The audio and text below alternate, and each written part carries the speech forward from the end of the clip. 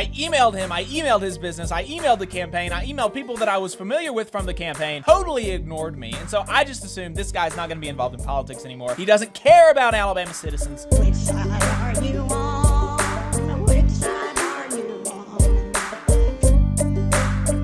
on? Speaking of people not supporting the Alabama miners who have said that they support them, who have made overtures about supporting these coal miners, Tim James showed up a couple of weeks ago. Oh, I didn't know he was back on the scene. Thought Yeah. he'd kind of scuttled away.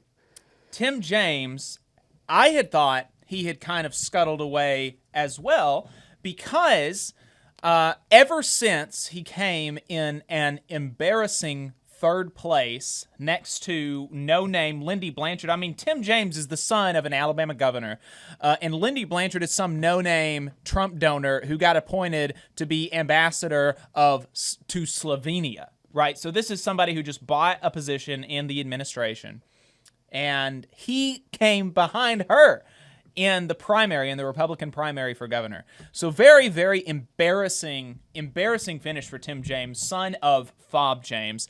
And so I had just kind of assumed that he was going to slink away into his private toll road construction company firm, not to really be involved with politics anymore.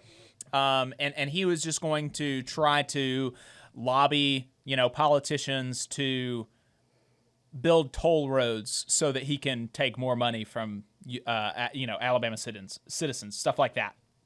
But about a few weeks ago, and I've been sitting on this for if we had 3 or 4 minutes, and it looks like we did today.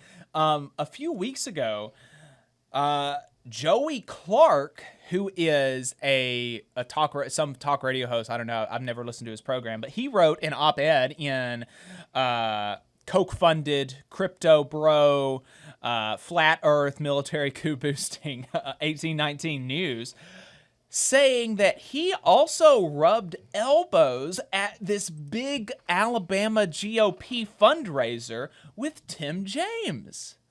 Tim James showed up. And so we had been, ever since his embarrassing loss, we had been reaching out to him, very nicely, I think. I can show you the emails that we sent him if you want.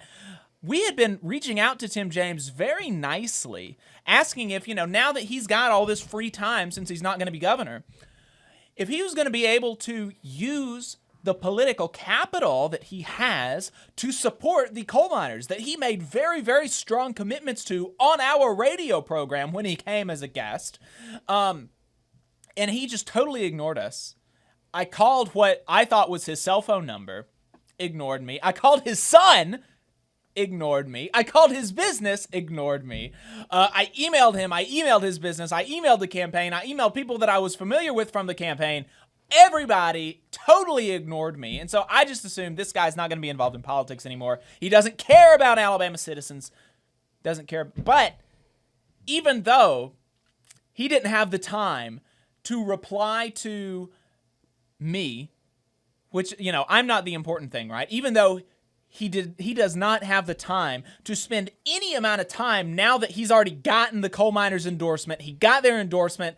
He got what he wanted from them, and he was done playing with them. But he does have the time to rub elbows with bigwigs in the Republican Party in Montgomery. But he doesn't have time for Alabama coal miners. So that's just a reminder about who Tim James is and who all of these people are. All of these politicians, frankly, on either side of the aisle, most of these people, what their concerns are just with self-aggrandizement. Their concerns are just with pumping themselves up. There's no interest in actually helping coal miners in Alabama and actually helping working people in our state. Because not only has Tim James not replied to me, he's not done anything. He's not reached out to the union. He's not been on a picket line. He's not used his capital to lobby Kay Ivey to stop using our taxpayer dollars to give emergency escorts to out-of-state scabs. He's not done anything. but he does have time to rub elbows with fancy Harvard boys in Montgomery. You just saw a clip from the Valley Labor Report. We are live every Saturday morning from 9:30 a.m. till 12:30 p.m. And we pride ourselves on keeping all of our content free to everybody so that we can talk to as many working folks as possible. If you support the work that we're doing, you think that it's important, you think that it's good, then consider making a monthly contribution to the project, and you can do that on our website, tvlr.fm.